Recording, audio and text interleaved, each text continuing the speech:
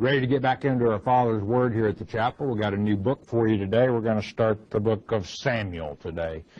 Many of you with King James Version Bibles, perhaps even other Bibles, the title of it is the first book of Samuel. Many of your Bibles will read otherwise called the first book of Kings. And in fact, the Latin translation of the Bible, the Vulgate, you would have it listed as 1 Kings only, 2 Samuel becoming 2 Kings, and therefore 1st and 2nd Kings being 3rd and 4th Samuel. And don't want to confuse you, but that's the way it was done. The Septuagint, an older translation than the Vulgate, which was a Greek translation of the Bible, was the first time that it was actually treated as two books, 1 Samuel and 2 Samuel, the same with 1 Kings and 2 Kings, 1 Chronicles and 2 Chronicles. And the reason that this came about was in the Hebrew Bible, when they wrote it on, they didn't have bound books like we have today. The Bible was on a scroll or a roll, you could think of it, either made of papyrus, perhaps even some of them made out of leather, other materials that then they could write on. But what happened when they translated the Hebrew Bible into Greek, it takes more space to write the Greek language. So in effect, when they got to the end of the scroll, what else could they do? They had to start a second scroll. And so that's how the 1 Samuel and 2 Samuel, and indeed it should be treated as one book, not two. In the Hebrew language, the Bible was divided, the books of the Bible are divided into a phrase known as sederim. And a seder was a prescribed reading for one sitting, if you will. If you started at a seder, you completed the seder before you stopped your study for that particular period of time. The 20th seder we'll find when we get to the end of 1 Samuel doesn't end at the end of 1 Samuel. It continues on into chapter 2 of 2 Samuel. So it wasn't by design that this happened. It's simply the fact that when the scroll was full, they had to start another scroll. And it was not a good place that they made the division, but what else do? You start another scroll, and that's how that came to be. I think it's very important to note that the Samuel and Kings are the same events in many cases as recorded in Chronicles. However, the books of Samuel and the books of Kings are more from man's perspective, or a man's eye view or recording of the history that occurred. Whereas Chronicles, and you have an appendix, if you have a companion Bible, you're fortunate, Appendix 56 does a outline of all the scriptures that are recorded in Samuel and Chronicles, or Kings and Chronicles, or all three books. And consistently, from God's point of view in Chronicles, or the Holy Spirit's point of view, if you will, in Chronicles, it becomes very apparent that there's a big difference. For example, King Hezekiah, one of the more righteous kings of Judah, and they had quit having Passover, but Hezekiah reinstituted the Passover.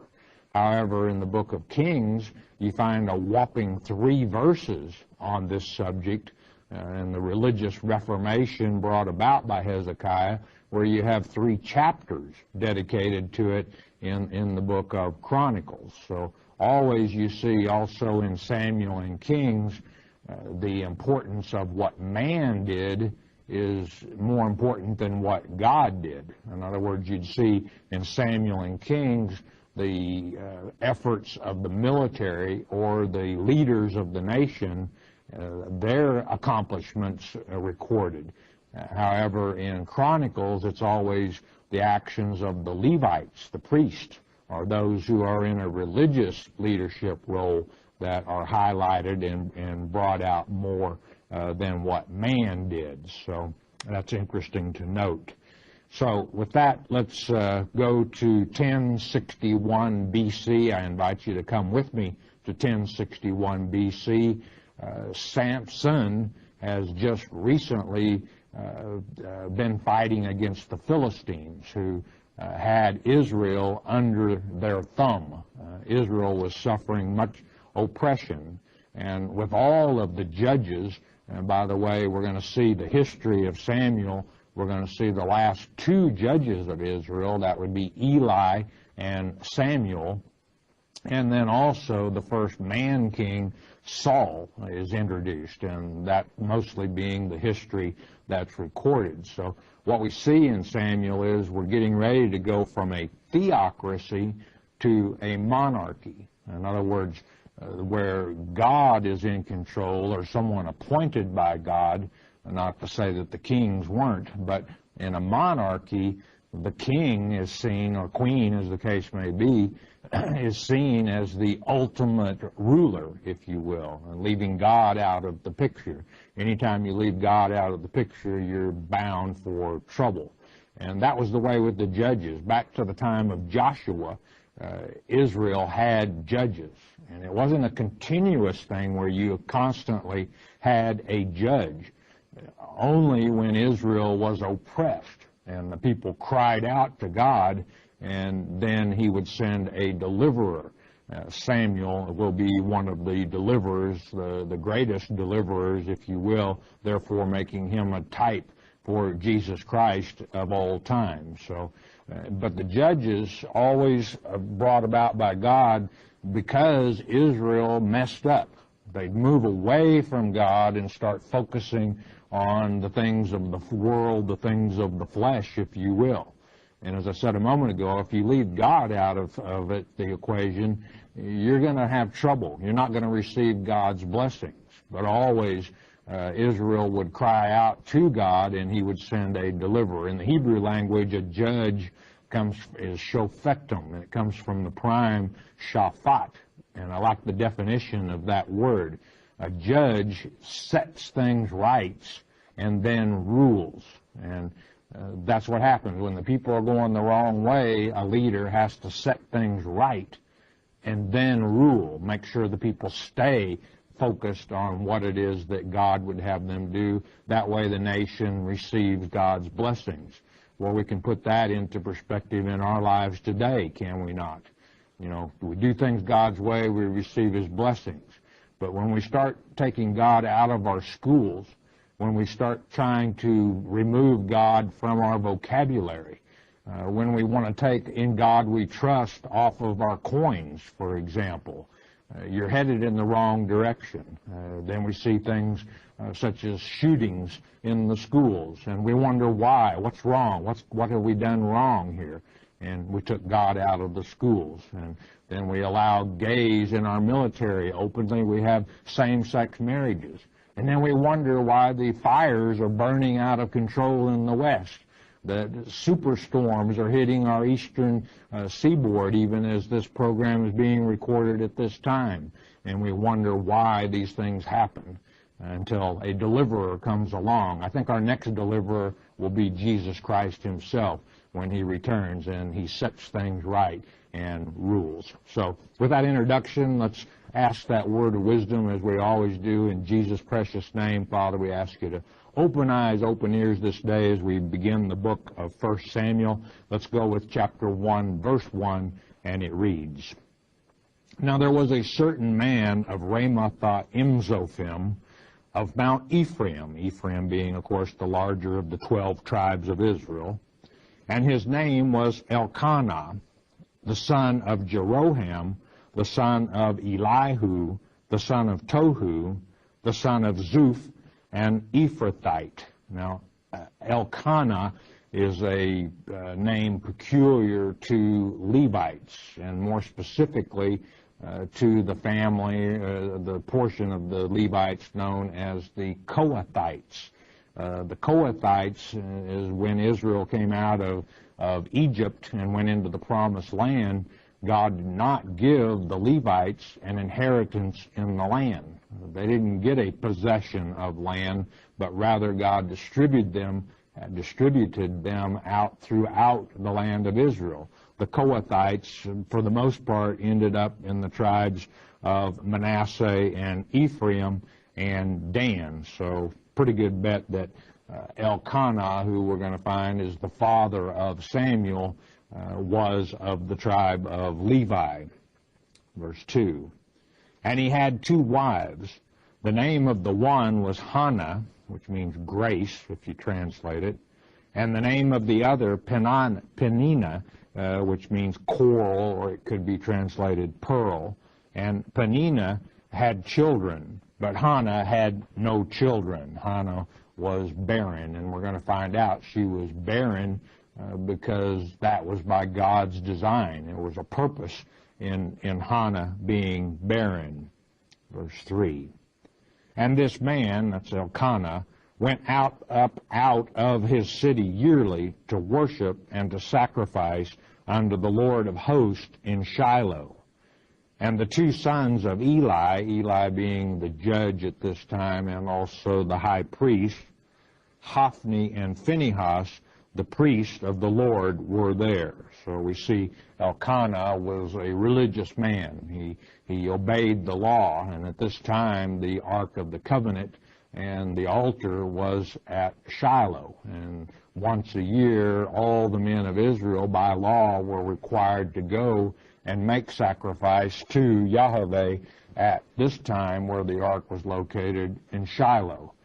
The ark is not going to be in Shiloh much longer. It's going to fall into the hands of the enemy, as we'll see as we work our way through 1 Samuel.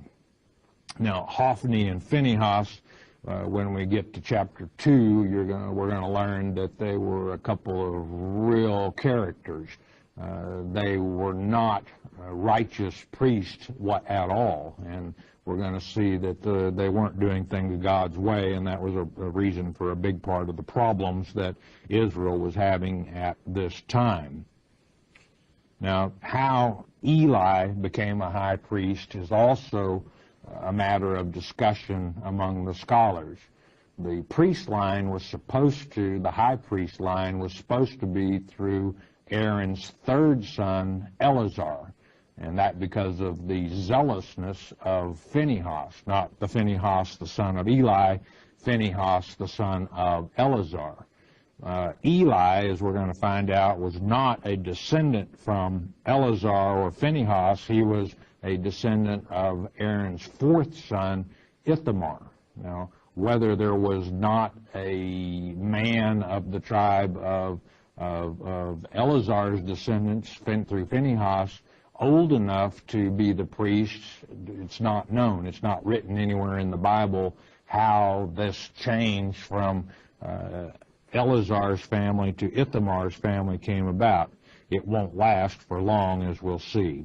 Verse 4.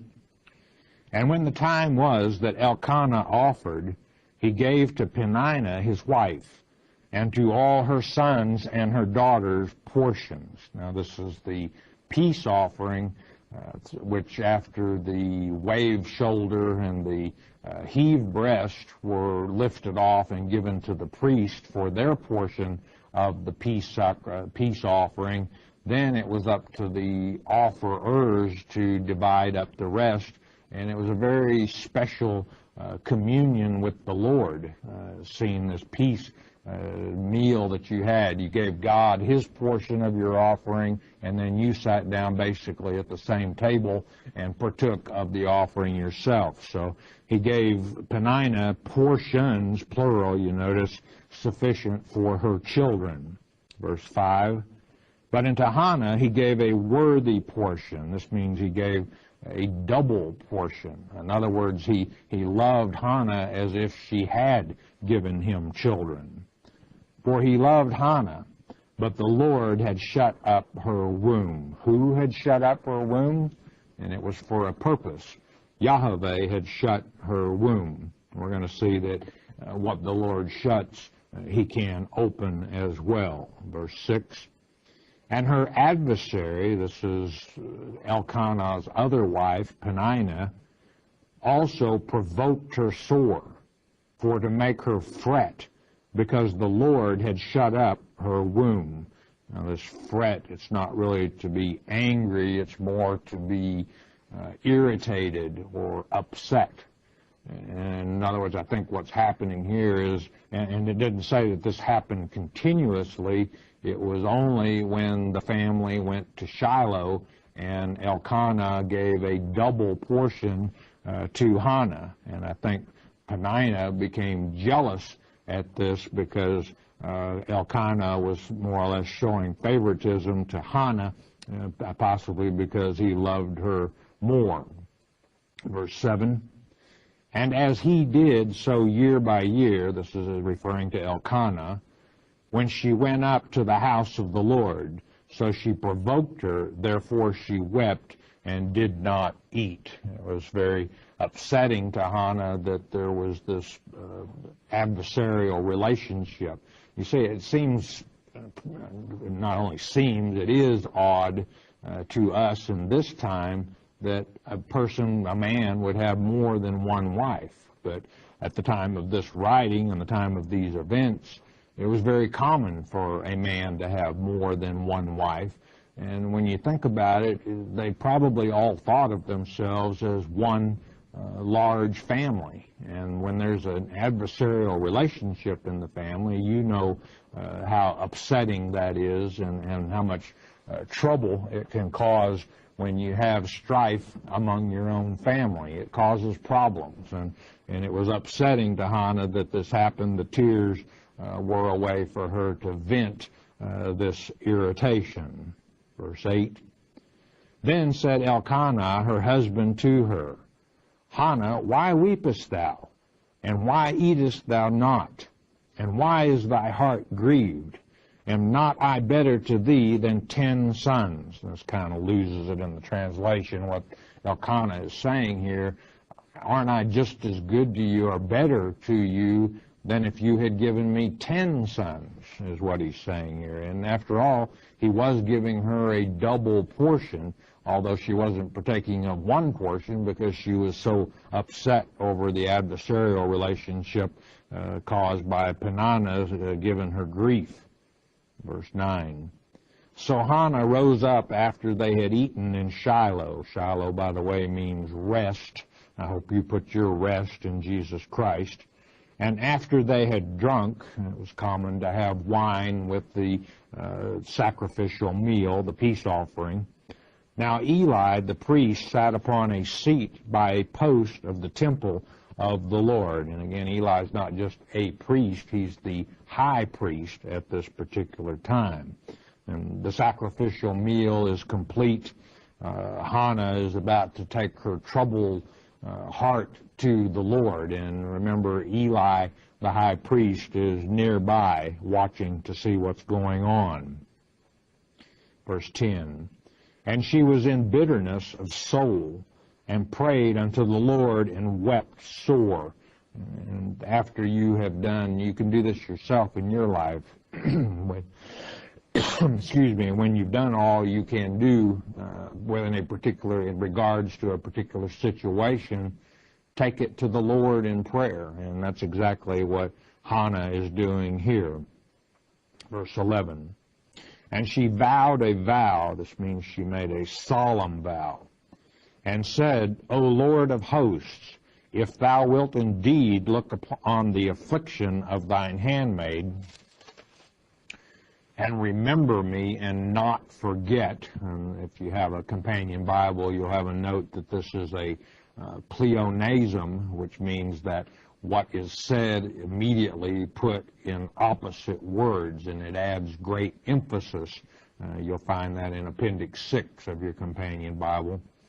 Remember me and not forget thine handmaid, but will give unto thine handmaid a man-child. Then I will give him unto the Lord all the days of his life, and there shall no razor come upon his head. And 2 promises made in that. She's one stating she will dedicate her son to the service of the Lord forever, for his whole life. Also, he's going to be set apart as a Nazirite. And the vow of a Nazirite was not necessarily lifelong.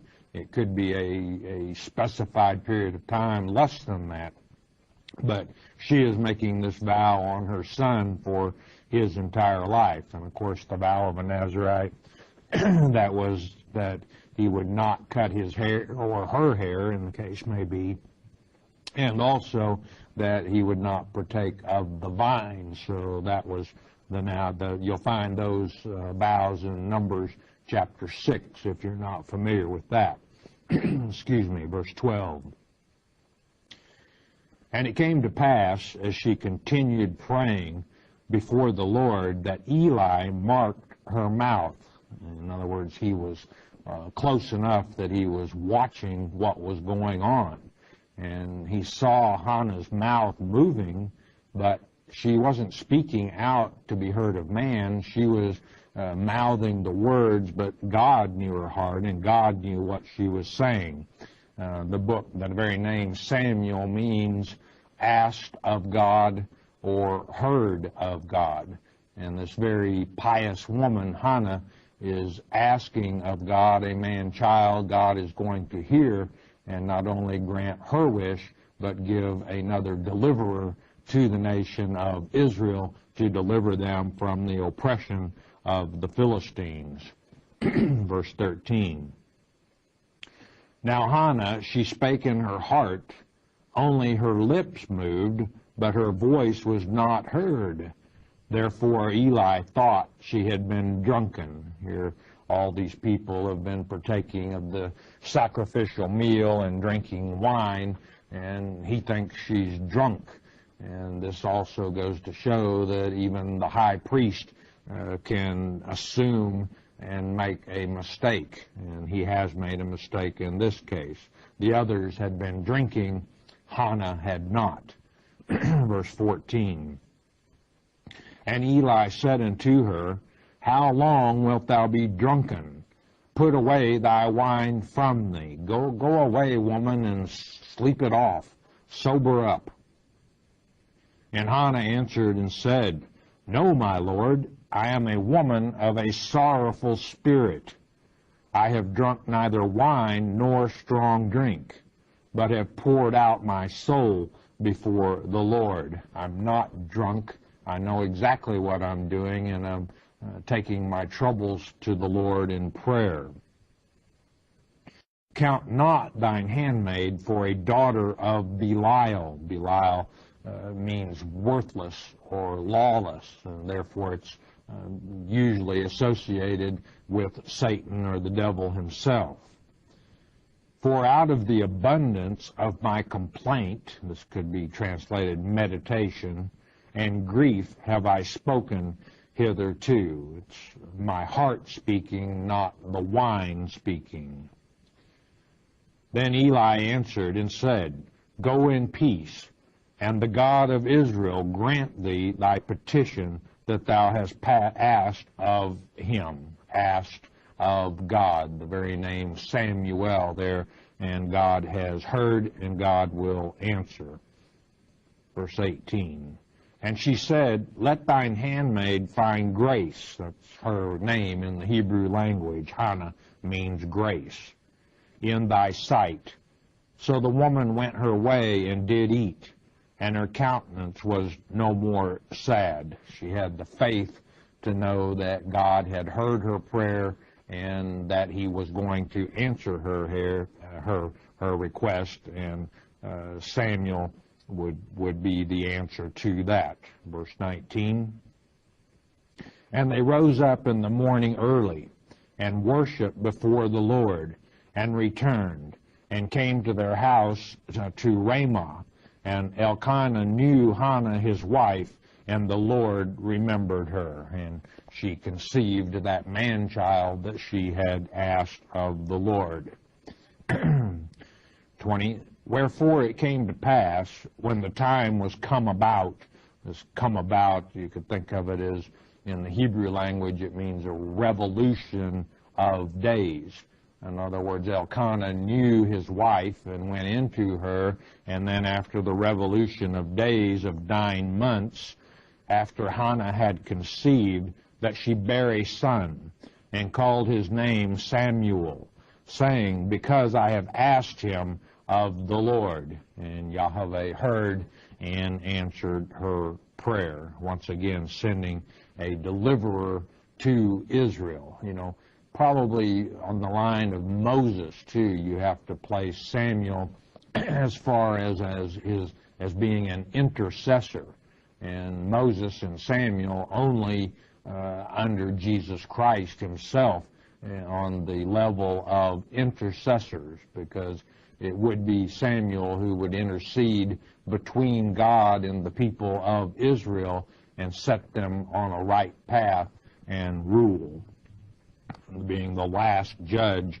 of Israel. 21. And the man Elkanah and all his house went up to offer unto the Lord the yearly sacrifice with his vow. Now, we heard about Hannah taking a vow, but nothing was said or written earlier about Elkanah taking a vow. But here it's very plain that evidently Elkanah made a vow himself concerning all of this. What that is was not written. 22. But Hannah went not up, for she said unto her husband, I will not go up until the child be weaned, and then I will bring him, that he may appear before the Lord, and there abide forever. Some disagreement among scholars as far as what this be weaned means as far as his age is concerned. Some would have, excuse me, Elkanah and Hannah showing up at Shiloh when Samuel was 3 years old. I don't think Eli would have been very appreciative, and we probably would have sent the child home and said, what help do you think a 3-year-old could be?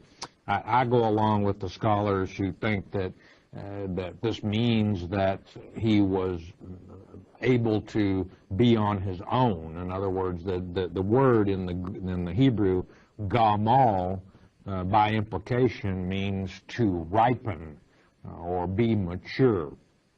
We find the word in 2 Maccabees in the Apocrypha, chapter 7, verse 27, and it means a period of nourishment and upbringing. So I think Hannah probably got Samuel up to the age of 10, 11, 12, something along that, and then she followed through on her promise to dedicate him to the service at the sanctuary in Shiloh. Verse 23, And Elkanah, her husband, said unto her, Do what seemeth thee good.